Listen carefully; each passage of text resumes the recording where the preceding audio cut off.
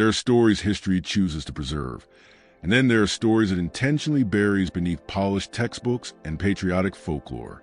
What most people believe they know about Harriet Tubman, the courageous conductor of the Underground Railroad, the fearless liberator credited with guiding 300 enslaved souls to freedom, is only half of the truth.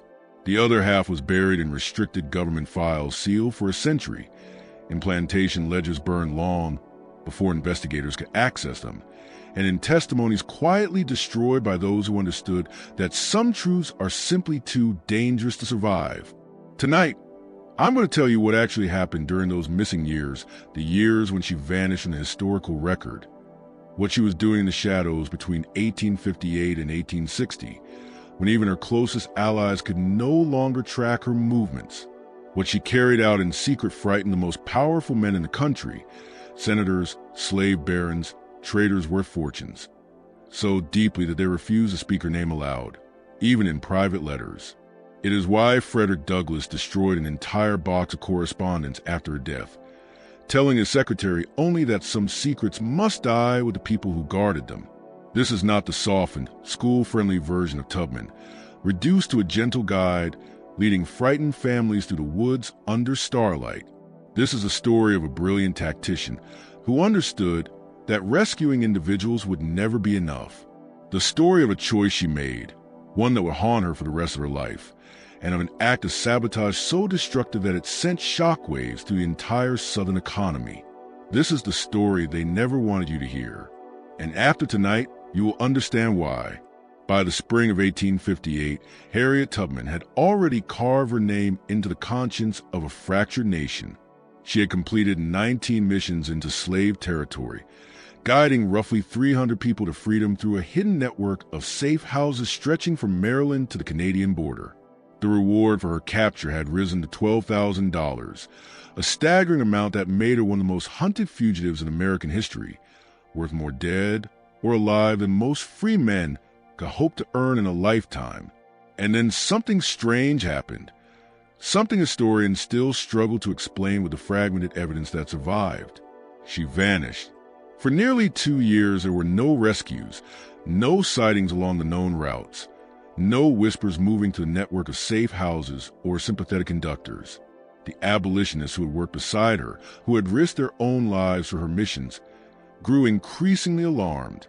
Frederick Douglass, the era's most influential black abolitionist, wrote at least 7 letters seeking information about her. None were answered, or if they were, the replies have been lost. William Still, the meticulous chronicler of the Underground Railroad, who recorded every traveler who passed through his Philadelphia station, wrote in his journal on June 14, 1858, "Moses has gone silent in a manner most uncharacteristic and deeply troubling." Her last message spoke of a different kind of work that must be undertaken, yet she offered no details. I fear for her safety, but I also fear what she may be planning. Her resolve has always bordered on the reckless. Meanwhile, slaveholders exhaled for the first time in years. They assumed she had finally been captured and quietly killed, or that she had fled permanently to Canada after exhaustion wore her down. Some whispered that someone inside her network had betrayed her for the enormous reward. Wanted posters slowly disappeared from courthouse doors and post offices. Slave patrols relaxed, even if only slightly. The name Moses, the code enslaved people used for Tubman, was spoken less often in the hushed conversations that drifted through slave quarters after nightfall. None of them knew what she was truly doing, and that ignorance would cost them everything. The truth began with a meeting in a Philadelphia basement on a frigid March evening in 1858. The location was a Quaker meeting house on a quiet street, chosen because Quakers were well-known abolitionists and their gatherings drew no suspicion. Present were Tubman, 3 men whose identities were never recorded in any surviving document, and a white abolitionist named Thomas Girard, a man who had already helped countless enslaved people escape, and who would later estimate that he assisted more than 2,700 freedom seekers during his lifetime. What they discussed that night remained hidden for over a century, until a single letter surfaced in a private collection in 1967. It appeared in an estate sale in Delaware, buried inside a box of miscellaneous papers.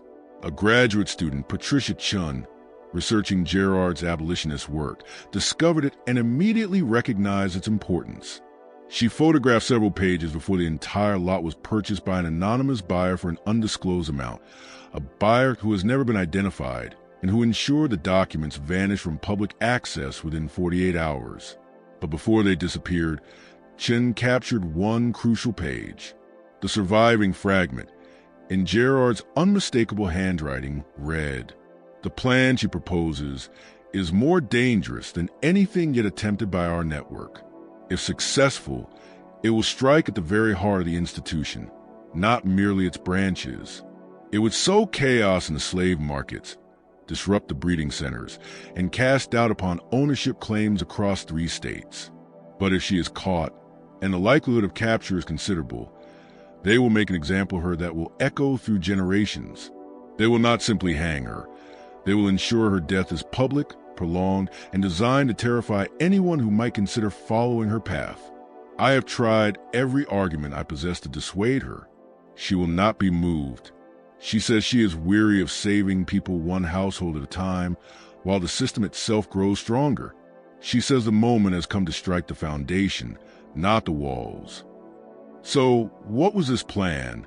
The one that frightened even hardened abolitionists who had devoted their entire lives to battling slavery?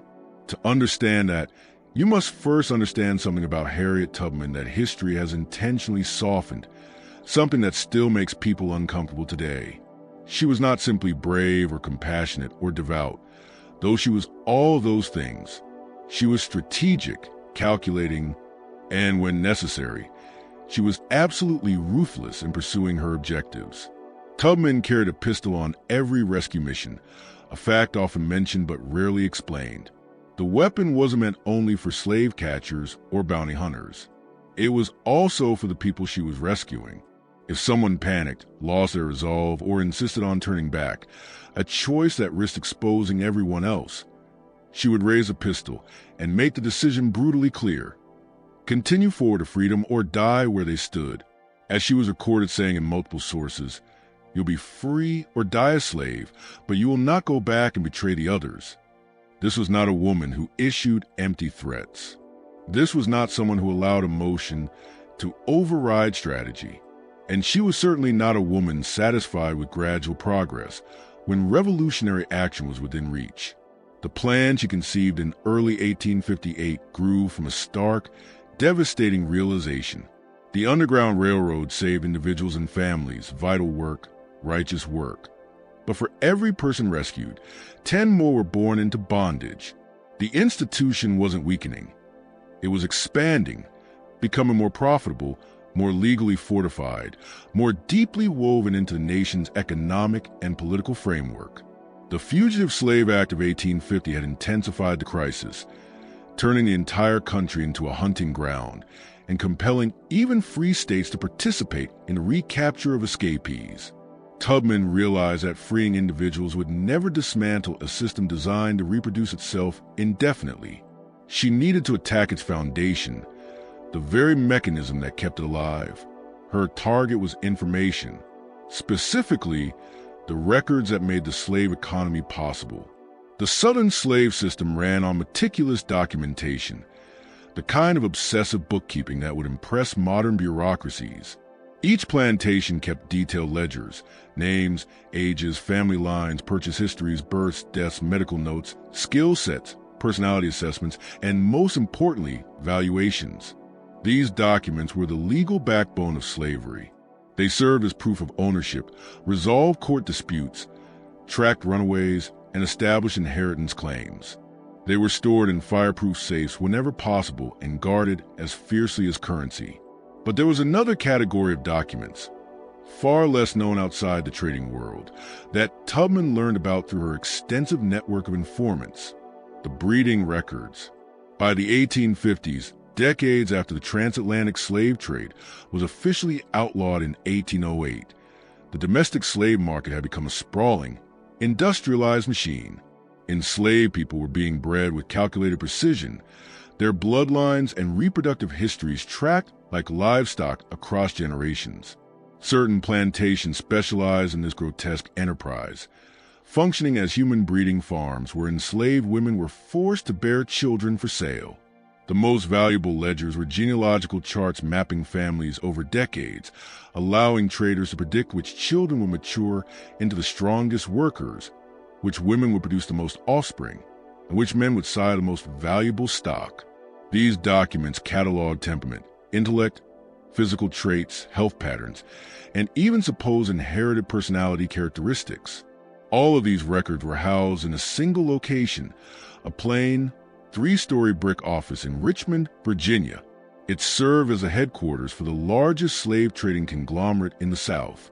Though the company had repeatedly reorganized and renamed itself to distance from its origins in the notorious Franklin and Armfield Partnership, its purpose never changed.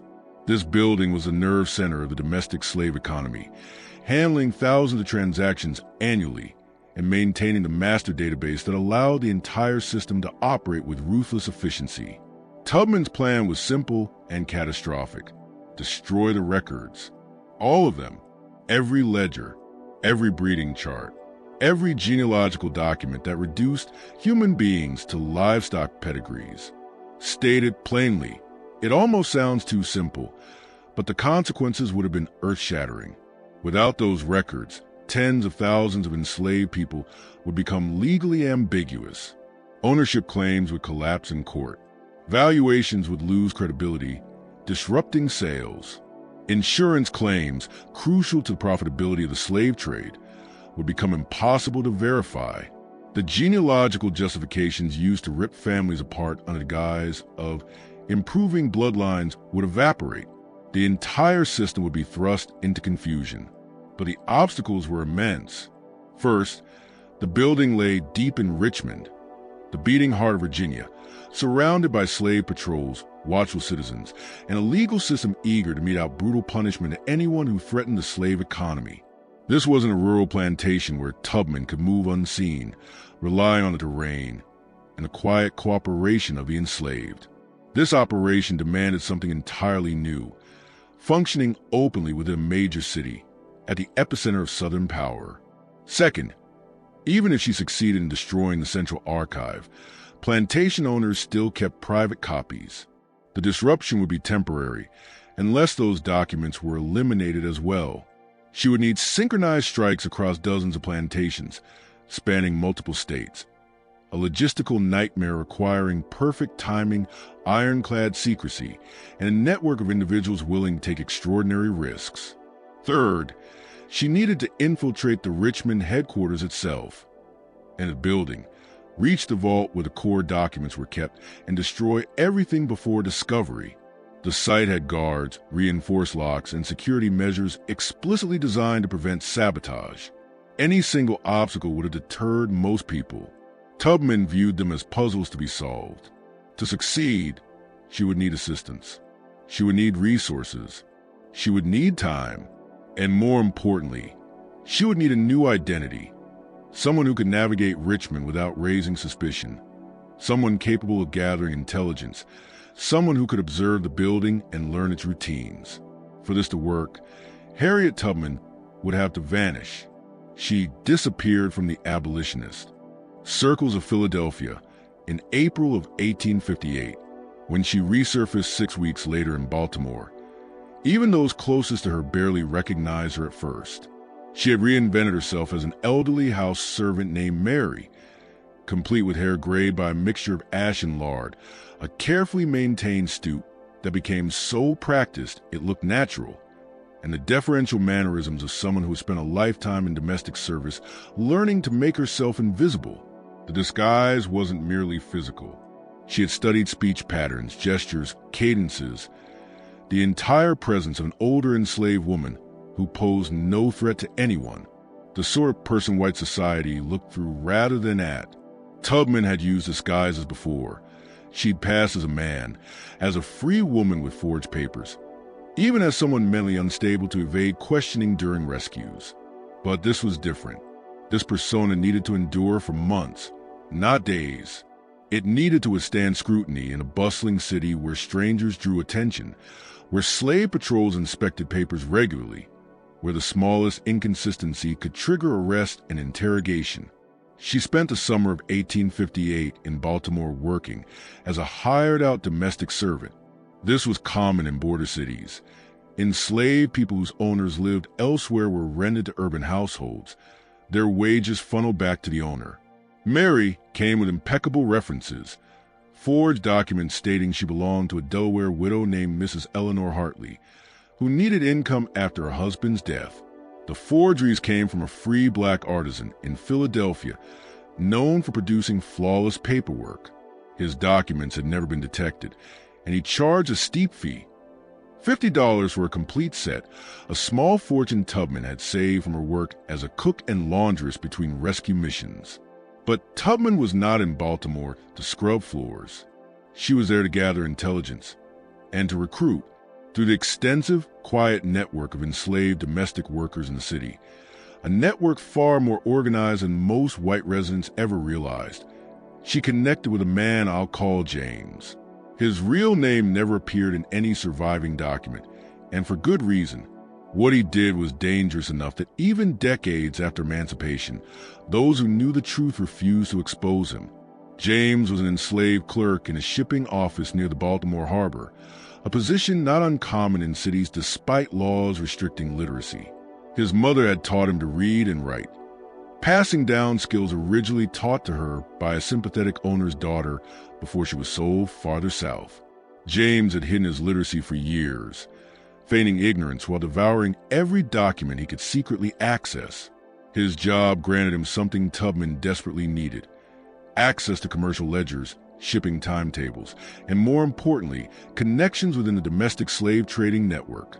He knew which traders were moving people, which auctions were scheduled, which plantations were buying or selling, and crucially, he knew about the Richmond headquarters and the types of records stored there.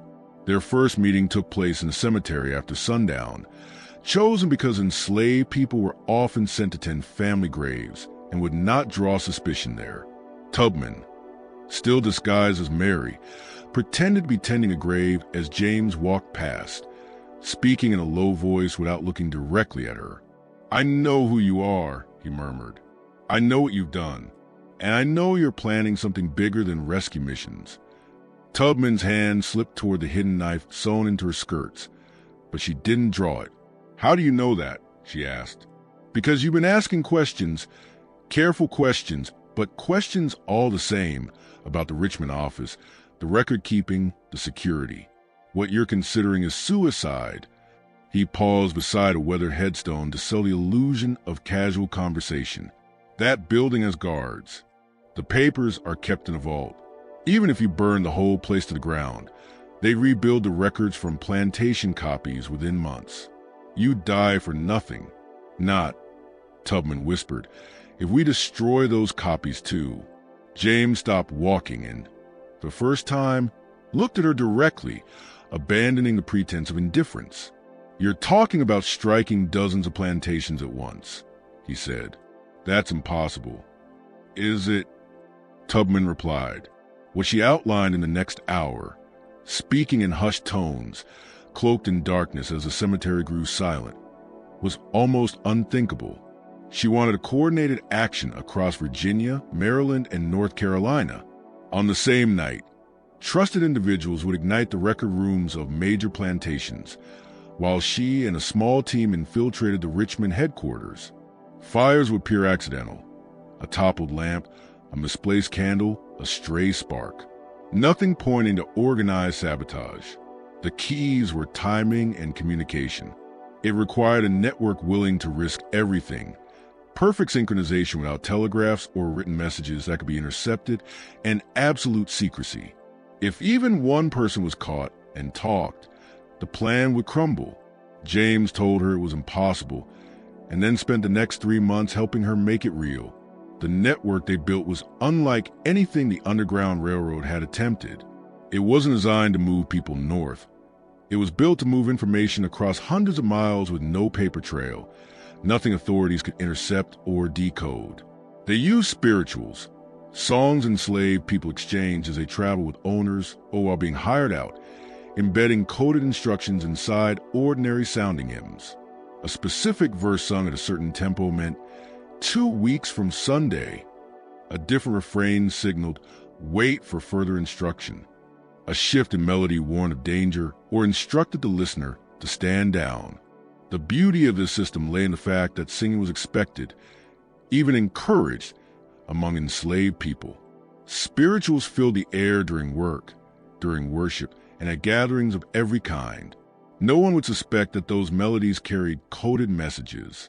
They used quilts hung on clotheslines, too, patterns stitched into the fabric that meant different things to those who knew how to read them.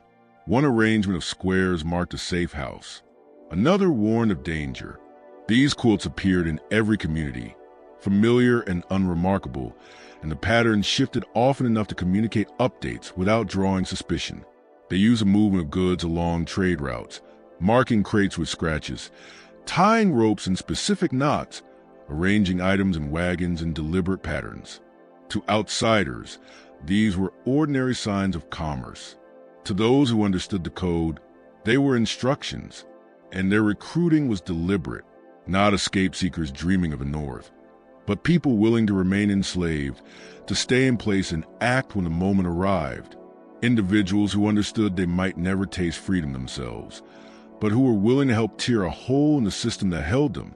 People prepared to risk everything for a cause larger than their own lives. This was perhaps the most difficult part of the operation. Tubman had to identify individuals with a rare combination of courage, secrecy, resilience, and strategic intuition. She approached each person with extreme caution, revealing only what was necessary and always prepared for betrayal. One wrong judgment, one misplaced trust, could collapse the entire plan. By November of 1858, the network was complete.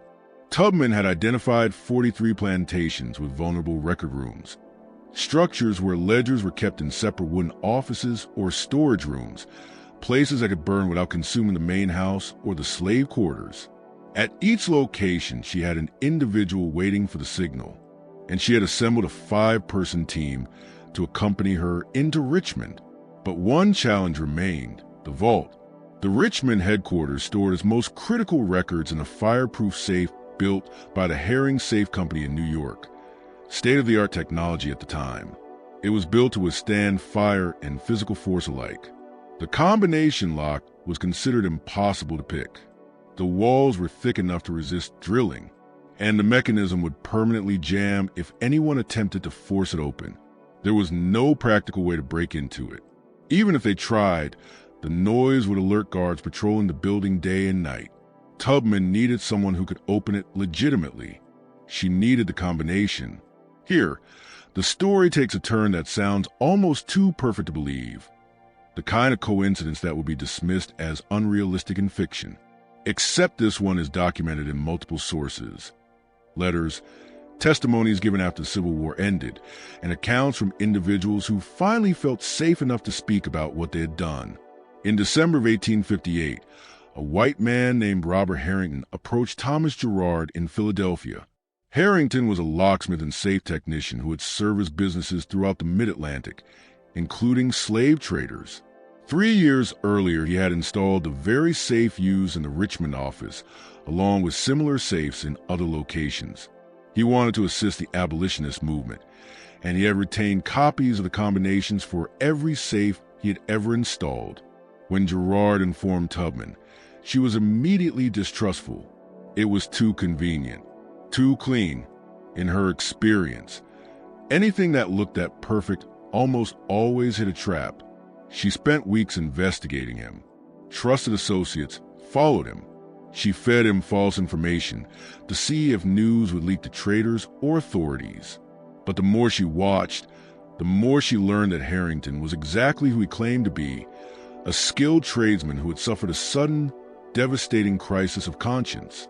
The turning point had come months earlier, when he witnessed a slave auction in Richmond while installing a safe nearby.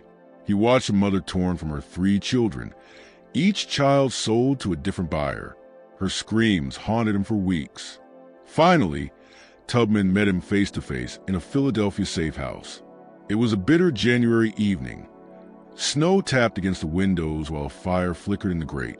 Girard attended the meeting as witness and mediator. Why now? Tubman asked, studying his expression for even the smallest hint of deceit. You installed these safes for years. You profited from them. You helped slave traders protect their records and their money. Why help us now? Harrington's reply was quiet but devastating. I have a daughter, he said. She's 7. Last month she asked me what I do for work, where I go when I travel. And I realized I couldn't tell her the truth, that I help keep people in chains, that I sustain misery for a living. I couldn't look at her innocent face and explain that her life is built on the suffering of children just like her. So I'm here. I can't undo what I've done, but I can try to make something right. Whether his motives were genuine or not, Tubman never fully trusted him.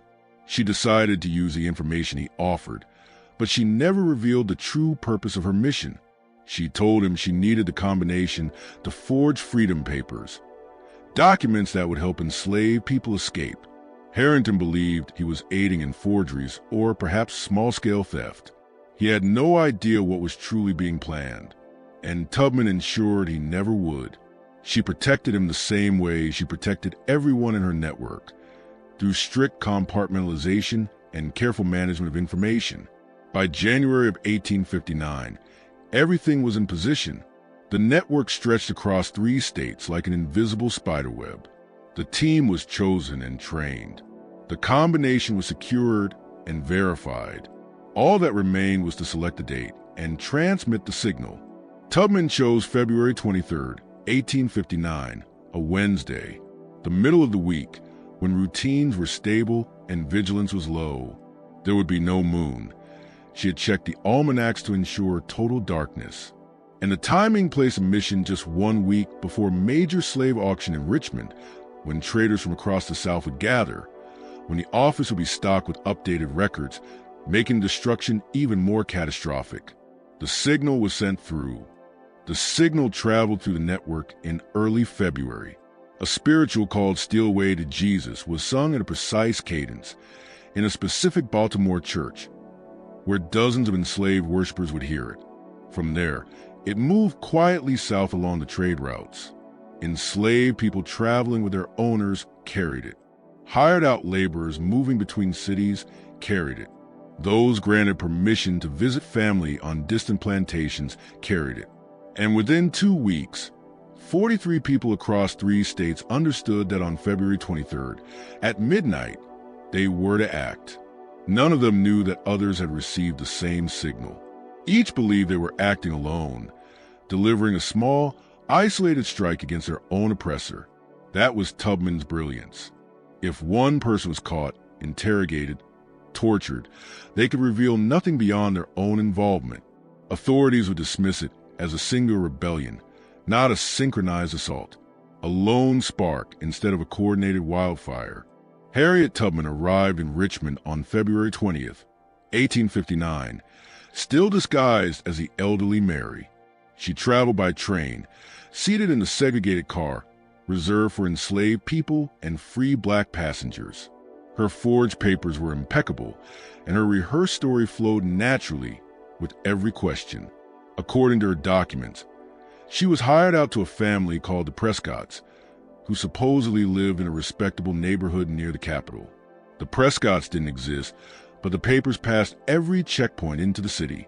Richmond was paranoid, obsessively so, about slave uprisings, still haunted by Nat Turner's 1831 revolt. Every visitor, black or white, was viewed with suspicion. The city itself was a collision of beauty and barbarity. Grand homes lined the avenues, their column facades imitating ancient empires. Well-dressed white residents strolled the sidewalks, trailed by enslaved attendants who carried parcels and opened doors. Church steeples dominated the skyline, bells marking the hours with practiced civility. But beneath this polished veneer was a metropolis built on human trafficking.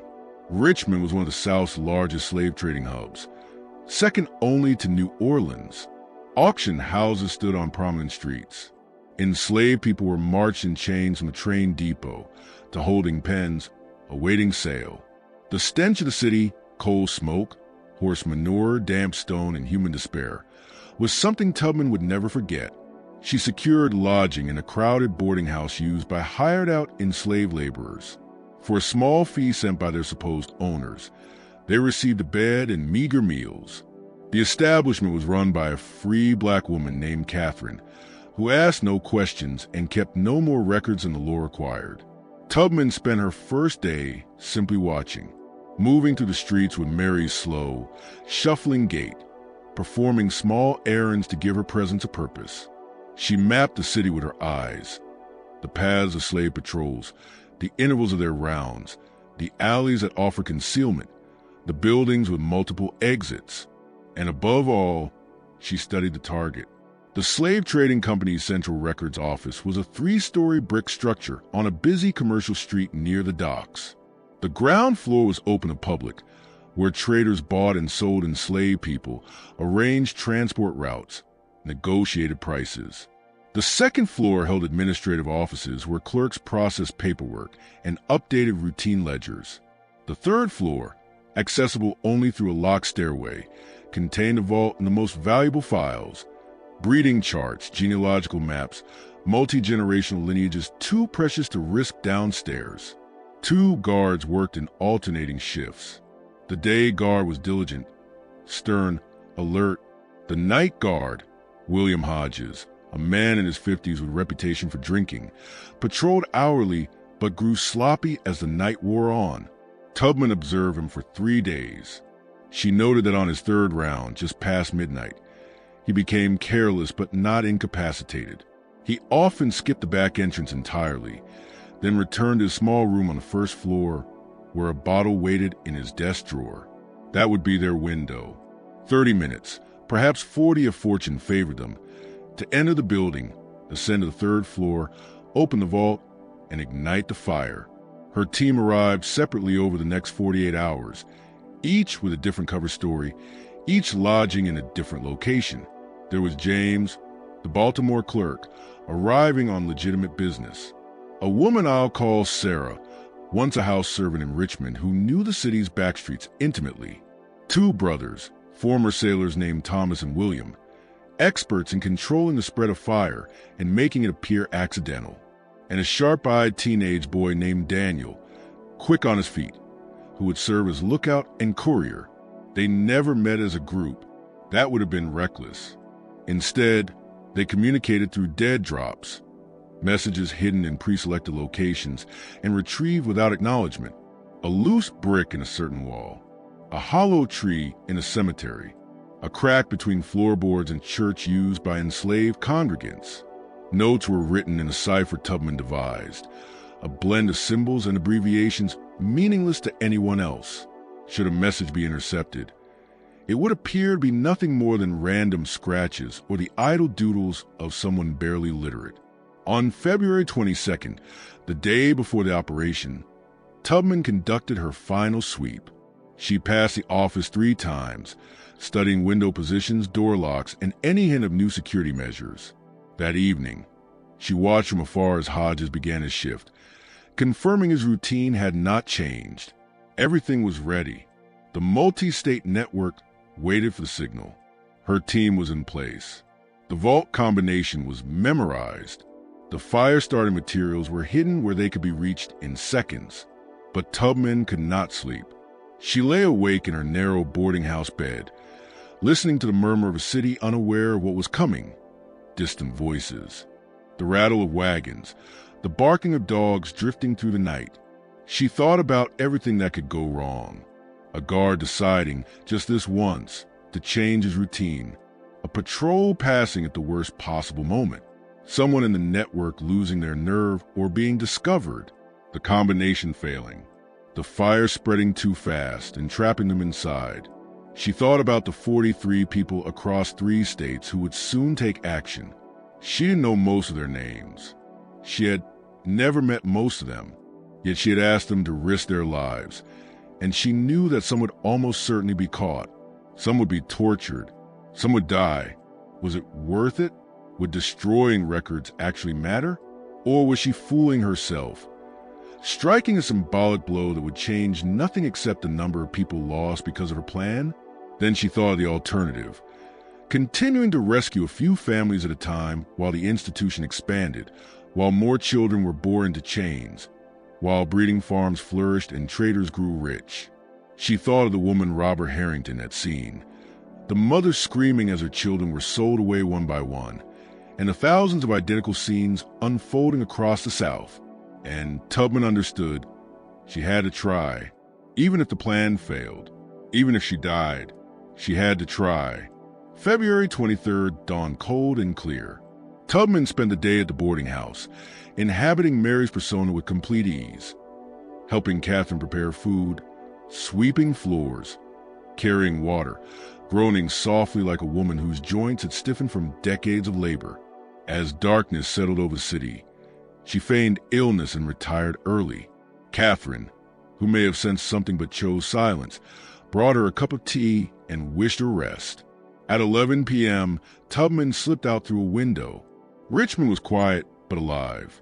Late shift workers trudged home. Tavern doors opened and closed. Slave patrols moved through the streets in pairs. Tubman walked slowly, maintaining Mary's deliberate shuffle. Just another enslaved woman running a late errand. A small basket swung from her hand, reinforcing the illusion that she was delivering something for her owner. She met James in an alley 2 blocks from the Target building.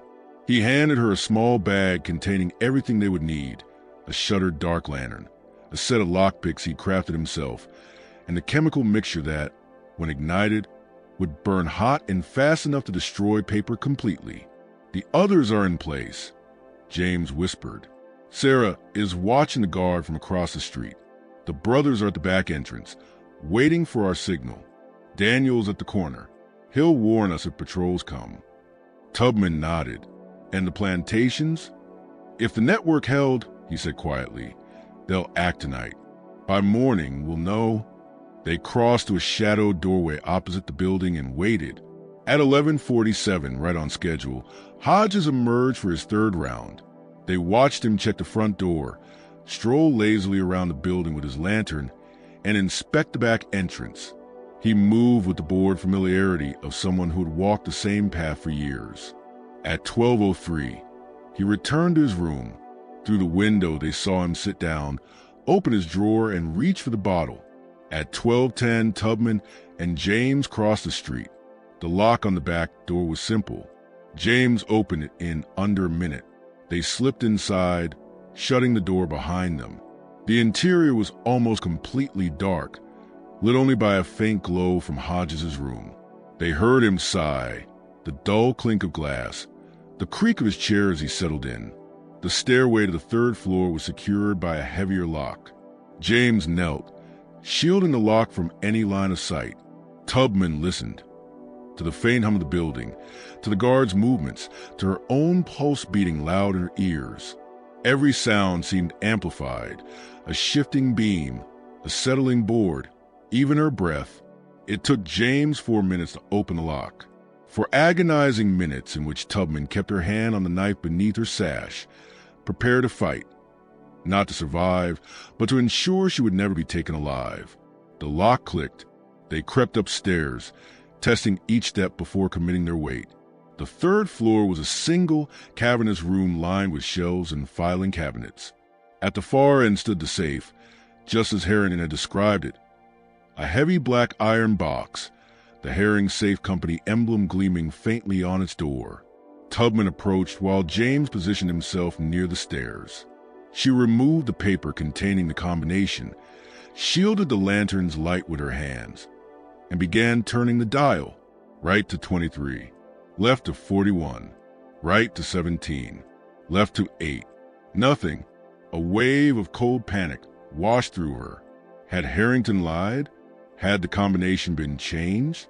Had months of planning, the risks, the sacrifices, the lives hanging in the balance, all been for nothing? She tried again, slower, making sure every number aligned perfectly. Right to 23, left to 41, right to 17, left to 8. Still nothing. Tubman closed her eyes, forcing her breath to steady. She remembered Harrington's explanation. The mechanism required the dial to pass each number once before returning to it. Without that full rotation, the tumblers would not engage. She tried a third time. This time, she rotated the dial past each number by a full turn before returning to it. Right to 23, left to 41, right to 17, left to 8, a soft, distinct click. The handle moved. The safe door swung open. Inside were ledgers, dozens of them, bound in worn leather. Birth records, death lists, breeding charts, genealogies that trace bloodlines across generations, all of it the cold, methodical accounting of human lives, reduced property, all of it waiting to burn. Sale records, breeding records, the accumulated data of thousands of enslaved lives, reduced to columns and calculations, to predictions about strength, fertility, and profitability. Tubman pulled them out and stacked them on the floor. James moved beside her, and together they emptied the safe. Then they turned to the filing cabinets, yanking drawers open, adding more papers to the growing pile. They worked quickly, but not carelessly. They focused on the records that could never be replaced, the breeding charts and genealogical documents that existed nowhere else, the master copies from which all plantation duplicates had been created. When the safe and the key cabinets were emptied, Tubman pulled out the fire-starting materials. These were not simple matches. They were chemical compounds that, when combined, created a violent, concentrated heat, powerful enough to incinerate paper into ash so fine no information could ever be recovered. She was about to apply the mixture when James suddenly gripped her arm. "Wait," he whispered sharply. "Listen." From downstairs came the sound of the front door opening. Voices, several of them, men laughing, talking loudly. Hodges was speaking, not to one person, but to multiple visitors, and they were settling in. Tubman and James froze, staring at each other in the dim glow of the shuttered lantern. They were on the third floor, the worst possible place to be trapped. The only exit was the stairway they'd used. If the men below decided to check the building or wander upstairs, escape would be impossible. The voices grew clearer. "Thought you might want some company on this cold night.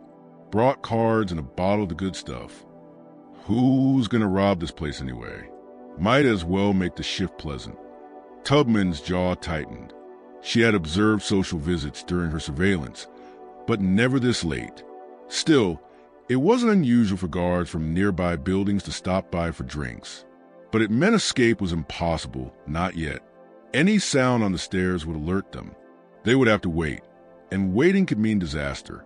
She glanced at the pile of records, then at the windows. Too high for a safe jump, and even if they escaped, they couldn't take the documents with them. And without destroying the records, everything would have been for nothing. She made her choice. She applied the chemical mixture swiftly and silently. The compound would take several minutes to ignite, just enough time for her and James to get downstairs and flee, but not enough time to stop the fire once it began. A calculated risk. If the visitors stayed too long, the fire would erupt while they were still inside. But if they waited for the visitors to leave, they might not finish before Hodges made his next patrol. They moved to the stairwell and stood in the darkness, listening. 5 minutes passed. 10. The visitors laughed, shuffled cards, poured drinks. They were not leaving any time soon. Tubman checked her pocket watch by the faint lantern light. 12:47. The chemicals would ignite in less than 3 minutes. At 12:49, a chair scraped the floor. One visitor stood and said goodnight. Footsteps moved toward the door, but only one man left. The others stayed, still talking with Hodges, voices thick with alcohol. 12:50, another man left. 2 remained, plus Hodges. 12:51. Tubman smelled it before she saw it, a sharp, acrid scent as the mixture began to react. In seconds, the papers would ignite. She met James's eyes. He understood instantly. They had to leave.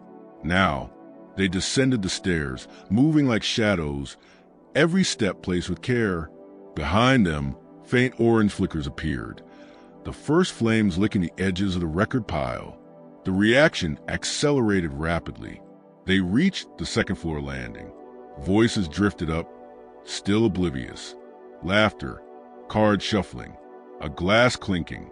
They reached the first floor. Hodges's room was to the right, the back door 10 feet ahead. Behind them, the fire found a main pile of records. The reaction surged.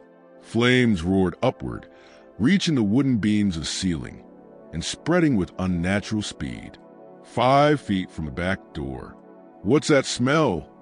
one visitor said, suddenly concerned. "Is something burning?" James grabbed the handle of the back door. At that moment, Hodges shouted from below, "Fire! The building's on fire!" They burst through the back door into the alley. Chaos erupted behind them. Shouting, rushing footsteps, men scrambling toward the stairs only to halt as they saw flames already devouring the third floor. Tubman and James ran, abandoning Mary's slow, elderly shuffle. They sprinted through Richmond's dark streets, hearts pounding. At the first intersection, they split, just as planned, heading to different safe houses to hide until dawn. Tubman reached hers, a cramped storage room behind a blacksmith shop, arranged by Sarah through her connections in the city's black community. She collapsed against the wall. Her heartbeat thundered. Her hands shook violently. But she had done it. The records were burning. The safe was empty. The breeding charts and genealogical ledgers were turning to ash. But had the network succeeded? Had the plantation fires been set across 3 states? Or had she destroyed the central archive only for the copies to survive? She would know only in the morning. Morning felt impossibly far away. The fire in Richmond was discovered quickly enough for the building itself to be saved, but the entire third floor was destroyed. The safe, fireproof when closed, had been left open, and everything inside was reduced to powder-fine ash. The filing cabinets they had emptied were total losses as well, burned so completely that investigators later remarked the blaze had burned hotter than paper ought to burn, suggesting accelerants. Hodges and his visitors escaped unharmed, though Hodges immediately fell under suspicion for negligence and face intense. Questioning, he insisted he had smelled nothing, seen nothing. That by the time he realized there was a fire, the third floor was already engulfed. An investigation began, but with no signs of forced entry. James had been careful to relock every door, and given Hodges' well-known reputation for drinking, the official conclusion was predictable. He had probably knocked over a lamp or dropped a cigar while on his rounds. No one suspected sabotage. No one connected the destruction to the Underground Railroad or the coordinated resistance. It was simply deemed a tragic accident that had consumed valuable property records. The company would rebuild its database from plantation copies, costly, tedious, but supposedly manageable. That was a prevailing belief on the morning of February 24th, when Richmond awoke to a smoke-scarred building and the smell of burned ink still hanging in the air. But that belief didn't survive for long. Over the next 3 days, reports began arriving from across Virginia, Maryland, and North Carolina. Plantation after plantation announced fires in their record rooms. Some fires caused minimal damage. Others destroyed entire outbuildings and decades of meticulously kept documents. The reports came slowly at first, carried by riders, by mail coaches, by hurried messengers. Then they multiplied, each echoing the same details. In Henrico County, Virginia, the Whitfield Plantation reported its record room burning late on February 23rd. The blaze began around midnight, apparently caused by a toppled lamp. 2 decades of breeding charts were lost. In Caroline County, Virginia, the Thornton Plantation suffered an eerily similar fire. Same night, same hour, same unaffected slave quarters and main house. Then came Hanover County, Chesterfield County, Prince George County, the Reynolds Plantation, the Patterson Plantation, the Mitchell Plantation, one after another, a chorus of destruction. Each fire began late on February 23rd, or early on the 24th. Each fire consumed records while sparing the main structures. Each fire was attributed to accident. By February 27th, the truth was impossible to ignore. This was no coincidence. Slaveholders and traders panicked. Emergency meetings were convened in Richmond, Baltimore, and Raleigh. Militias were mobilized. Slave patrols doubled, then tripled. Suspicion fell on every enslaved person who'd been anywhere near a record room that night. The interrogations were savage. Overseers and slave catchers used every torture they possessed. Whippings, burnings, waterboarding, threats against children and spouses. They were certain such coordination required planning, communication, leadership, and they were desperate to uncover it. But the network held. Because of Tubman's design, no one knew anything beyond their own small action. There were no names to reveal, no wider scheme to betray. Those recruited were people skilled at masking fear with obedience, capable of lying convincingly, capable of surviving interrogation by shifting into practiced stillness every enslaved person learned for survival. A few were caught. In Mecklenburg County, North Carolina, a man named Peter had been seen near a record room shortly before the blaze. He was hanged without trial, his body displayed as a warning. In Dorchester County, Maryland, a woman named Hannah was accused solely because she had been heard singing "Steal Away to Jesus" in the days before the fire. She was sold south, torn from her husband and children, absorbed into the vast machinery of the domestic slave trade. But most of the network endured. They wept privately for those taken, but they did not break, and the damage was already done. In total, 37 of the 43 targeted plantations experienced fires on the night of February 23rd or the early morning of the 24th. 6 efforts failed, blocked by circumstances, an overseer working late, a locked door, a patrol passing at the wrong moment, someone losing their nerve. But 37 successes out of 43 was beyond anything Tubman had dared imagine. Combined with the annihilation of the central records in Richmond, the impact was catastrophic. The breeding records were gone. The genealogies maintained for generations were gone. The documentation that allowed traders to track bloodlines and project a monetary value of unborn children, gone, reduced to ash and memory. The economic consequences were immediate. Slave auctions planned for March were canceled or postponed. Traders could no longer verify the provenance of those they were selling. Buyers refused to pay premium prices for enslaved people whose lineage could no longer be proven. The breeding farms, once of the most profitable operations in the South, had their business model shattered. Without proof that a woman came from a fertile line or that a man descended from strong stock, prices plummeted. Legal chaos exploded.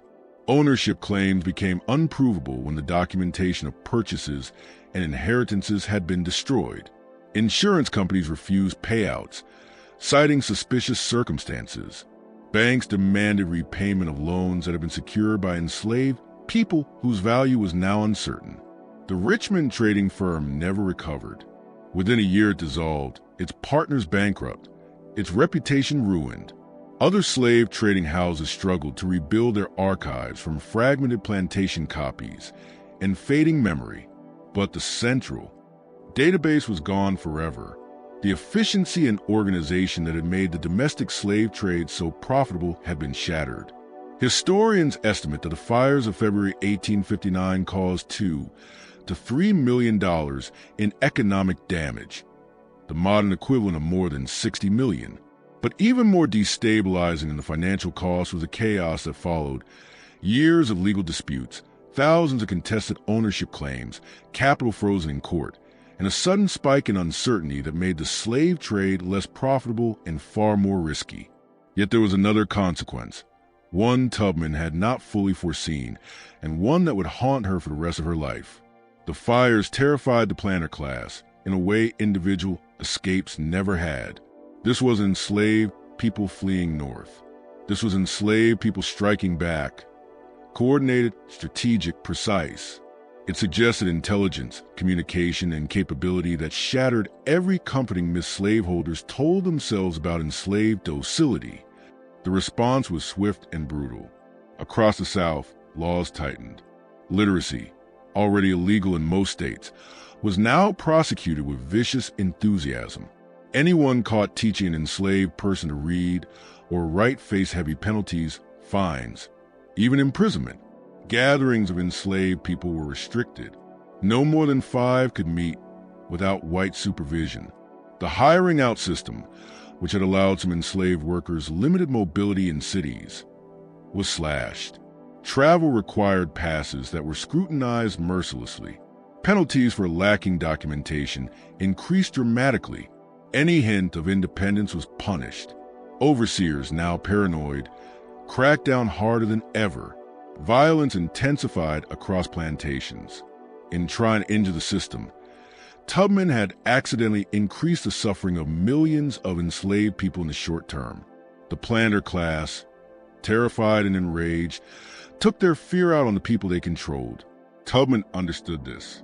Years after the Civil War, she wrote about the events of 1859 in a letter discovered in the 1950s. It revealed the moral burden she carried. I thought I could hurt the system without hurting the people. I was wrong. They made the people pay for what I'd done. Every new restriction, every new cruelty, every tightening of the chains, that weight is mine to carry. I see their faces sometimes, the ones who suffered because of what I set in motion.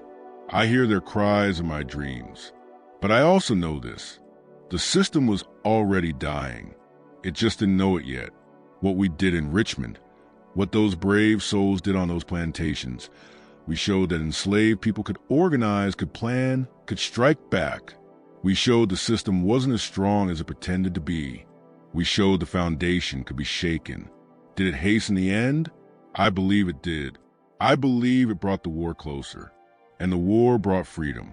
But the cost was paid by people who never chose to be part of my plan. People who never knew what I was doing, who suffered for my decisions. That's the burden of choosing to fight.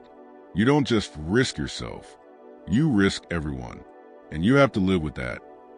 Whether she was right, whether the fires hastened the end of slavery or merely inflicted suffering without meaningful change, remains debated among historians. Harriet Tubman left Richmond before dawn on February 24th, traveling north through an intricate web of safe houses arranged in advance. She moved as the elderly Mary, carrying forged papers identify her as returning to her owner in Delaware after a month of hired labor. She traveled by foot, by wagon, by train, always guarded her disguise, always alert. The journey took 5 days.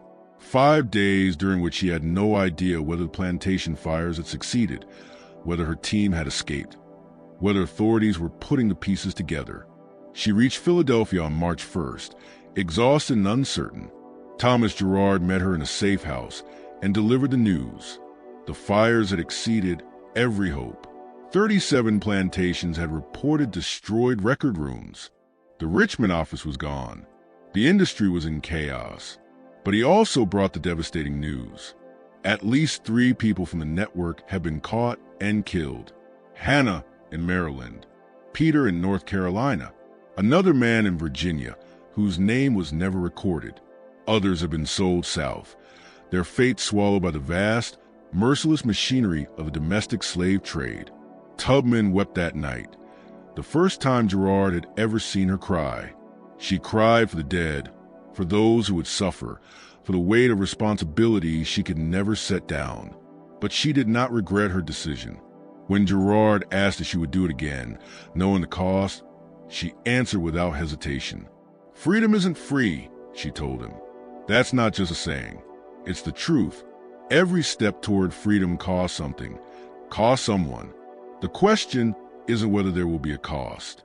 The question is whether the cost is worth paying." She resumed her Underground Railroad work in 1859 and 1860, making several more rescue missions. But she was more cautious now, more aware of heightened security and the fear sweeping the South. The fires made her work more dangerous, even as they weakened the slave system. And she never spoke publicly about what she had done, never mentioned the network, the fires, the destruction of the breeding archives. When asked about the gap in her rescue missions during 1858 and early 1859, she said only, "I had other work to do." The authorities never connected her to fires. Her name never surfaced in any investigation. According to the historical record, she spent early 1859 in Philadelphia, quietly working as a domestic servant, conducting no rescue missions, attracting no attention. But Thomas Girard knew. Frederick Douglass knew. William still knew, and they protected her secret even in their private correspondence. The letters they exchanged about the events of February 1859 were written in guarded, coded language, never naming Tubman, never offering details that could be weaponized against her if intercepted. In March 1859, Douglass wrote to Thomas Girard, "I have heard reports of the recent troubles in Virginia. If our friend had any involvement, I trust she is safe and will remain so. The work she has done, whatever its nature, will echo through history, though history may never know the full truth." Girard replied, "Our friend is safe and continues her important work. What was done was necessary, though the consequences are complex. I believe future generations will understand, even if the present cannot." William Still, meticulous guardian of Underground Railroad records, wrote a single cryptic entry on March 5, 1859. Moses returned from a long journey. The journey was successful, but costly. We do not speak of it, but we remember. Those fragments are all that remain from the era. Everything else disappeared into silence. Missing letters, empty spaces in archives, destroyed documents. The historical record has gaps wide enough to swallow entire chapters of truth. It wasn't until 1868, 3 years after the Civil War ended, that Tubman finally told the full story to a biographer named Sarah Bradford. Bradford was writing a book hoping to raise money for Tubman, who, despite her service and sacrifices, lived in deep poverty. Tubman shared everything: the planning, the network, the fires, the destruction of the breeding records. Bradford recorded the story in her notes, and then she made a decision that buried it for another century. In notes later discovered in her papers, Bradford wrote, "Miss Tubman has given me an account of events in 1858 to 1859 that is so extraordinary, and the implications so troubling, that I fear would damage her reputation rather than enhance it. The public wishes to see her as a Moses figure, guiding her people to freedom with courage and faith. They are not prepared to see her as a revolutionary who organized widespread sabotage and destruction of property. Furthermore, the legal implications are concerning. Though slavery has ended, there remain those who might seek revenge or legal action for the destruction of property worth millions. For Mrs. Tubman's safety and for the sake of her legacy, I have chosen not to include this material. Better to let her be remembered for her rescue missions, which are heroic enough." Bradford published her biography in 1869. It celebrated Tubman's rescue missions, her work as a scout and spy during the Civil War, her unwavering faith and courage. It said nothing of the fires of 1859. Bradford's notes were filed away, forgotten, until 1967. That year, a graduate student named Patricia Chun, researching the Underground Railroad for her dissertation, uncovered Bradford's forgotten notes in an archive at Syracuse University. She immediately understood the significance. She dug deeper. She located the fragment of Thomas Girard's letter, the one photographed before disappearing into a private collection. She found court cases involving ownership disputes after record room fires in February 1859. She found plantation journals mentioning the destruction of breeding records. She found newspaper articles describing panic among slave traders. The story began to reveal itself, fragmented but unmistakable. Chin wrote an article, "Harriet Tubman and the Fires of 1859, a hidden chapter in the fight against slavery." She submitted it to the Journal of American History. It was rejected. Insufficient evidence, speculative connections, unsupported assertions. She tried the Journal of Southern History. Rejected again with a longer explanation. While the research is interesting, the conclusions are too controversial and not adequately supported. The suggestion that Harriet Tubman organized widespread arson is damaging to her legacy and requires more substantial proof. She tried 2 more journals. Both rejected the article. Chen's dissertation advisor urged her to abandon the topic, warned her that pursuing it might jeopardize her career. When she refused, he insisted she remove the material from her dissertation entirely. She earned her PhD, accepted a teaching job at a small college, and continued researching the topic privately. But she never published the article. The evidence existed, but the academic world wasn't ready to acknowledge it, so the story stayed buried. Until 2003, that year, historian Marcus Williams, researching the domestic slave trade, found a damaged ledger that had survived the Richmond fire. It had been stored on the 2nd floor, just below the main blaze. The pages were scorched and waterlogged, but some entries remained legible. On the final page, written faintly in pencil, likely added after the fire, was a note: deliberate destruction suspected. Negro woman seen in area days before fire. Description: elderly, gray hair, stooped posture, spoke with accent suggesting Maryland origins. Name unknown. Believed connected to Underground Railroad operations. Reward $500 for identification and capture. The description matched Tubman's Mary, disguised perfectly. The timing matched her presence in Richmond. The reference to the Underground Railroad pointed directly to her. Williams published his findings in a book on the slave trade, including a careful, cautious chapter about the fires of 1859. He suggested that Harriet Tubman may have been involved. The reaction was mixed. Some historians praised the work for uncovering new evidence and challenging accepted narratives. Others condemned it as reckless speculation damaging to an American icon. The debate continues. Some historians accept that Tubman was likely involved in the fires. Others remain skeptical, arguing that the evidence is circumstantial and that extraordinary claims require extraordinary proof. But the evidence exists, scattered across dozens of sources, waiting for anyone willing to assemble the pieces. The gap in Tubman's rescue missions in 1858 to 1859, aligning exactly with the planning and execution of the fires. The coded references and letters exchanged between abolitionists who knew her. Bradford's unpublished notes, recording Tubman's own account. Plantation documents describing fires on February 23rd and 24th, 1859. Court records detailing ownership disputes after breeding archives were destroyed. The marginal note in the damaged Richmond ledger describing a woman who matched Tubman's disguise. The economic collapse documented in business ledgers and newspapers. Individually, each detail might be dismissed as coincidence, but together, they form a pattern that's nearly impossible to ignore. So why was this story suppressed? Why did even abolitionists who knew the truth hesitate to share it? Why did it take more than 150 years for the evidence to surface? And why is it still controversial? The answers reveal uncomfortable truths about how history is written and who we allow to be heroes. In the years after the Civil War, white Americans, including many who had opposed slavery, desperately wanted emancipation be seen as something granted to enslaved people by enlightened white leaders. Abraham Lincoln, the noble emancipator, the Union Army, the bringers of freedom. This narrative comforted white America. It allowed them to feel righteous, to see themselves at the center of the story.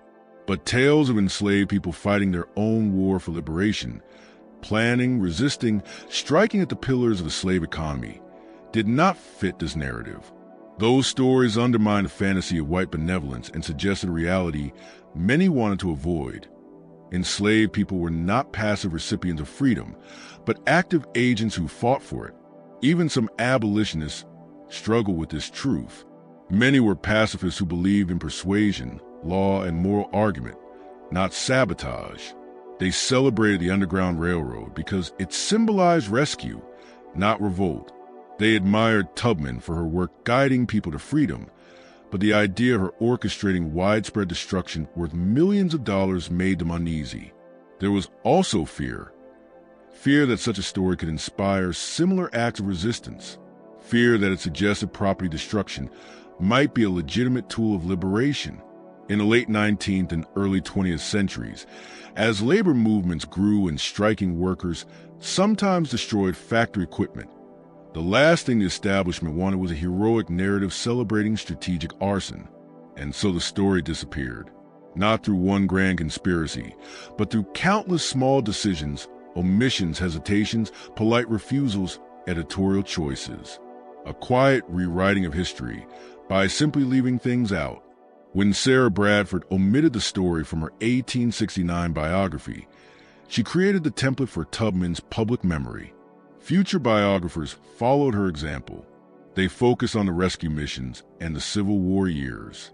The fires of 1859, when mentioned at all, were treated as mysterious coincidences.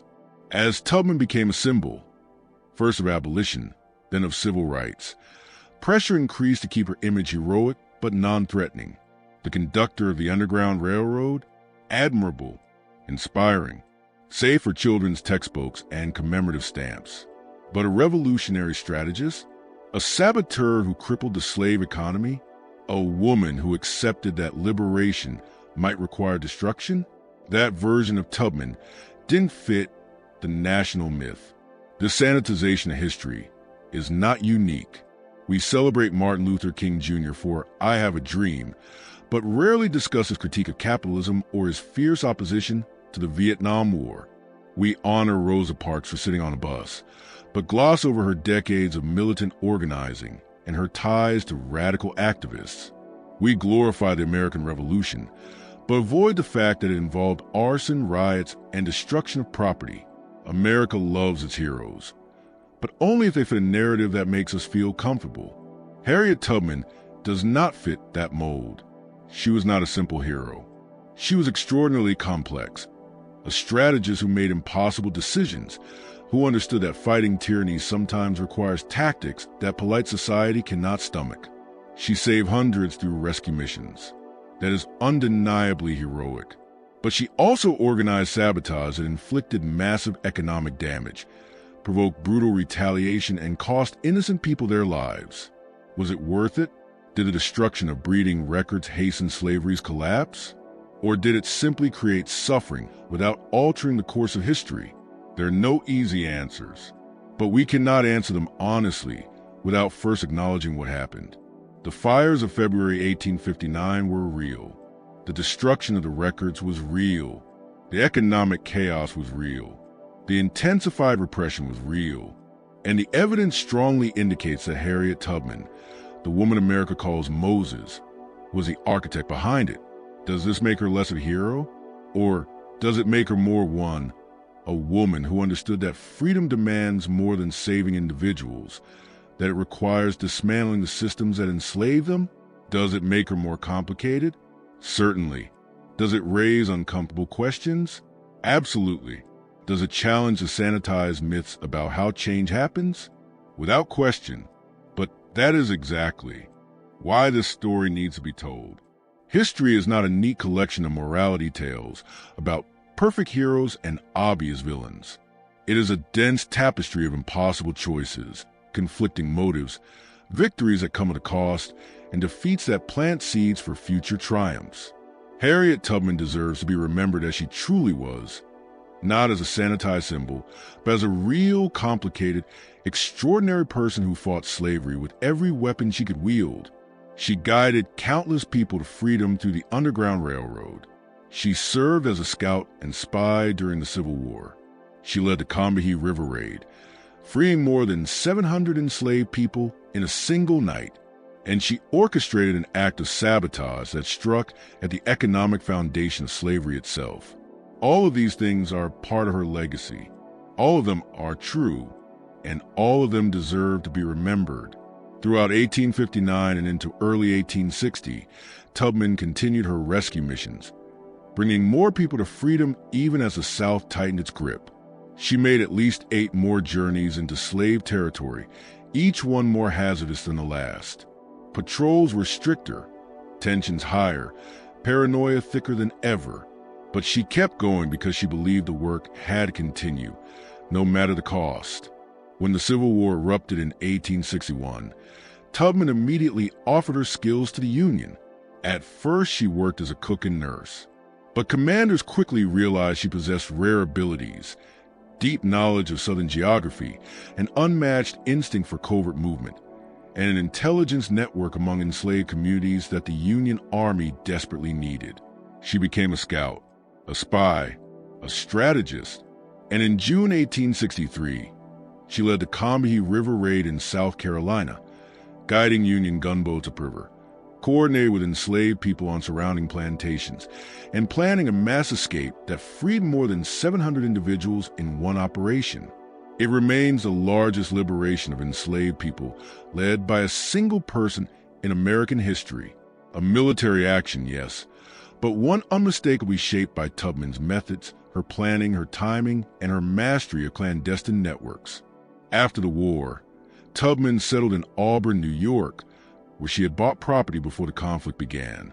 She married Nelson Davis, a former enslaved man and Union veteran. She continued to fight for civil rights, for women's suffrage, for elderly and impoverished African Americans. She founded a home for the aging. She spoke publicly about her Underground Railroad missions and her Civil War service. And she lived until 1913, dying at the age of 91. Revered, celebrated, admired. But she never, ever spoke publicly about February 1859.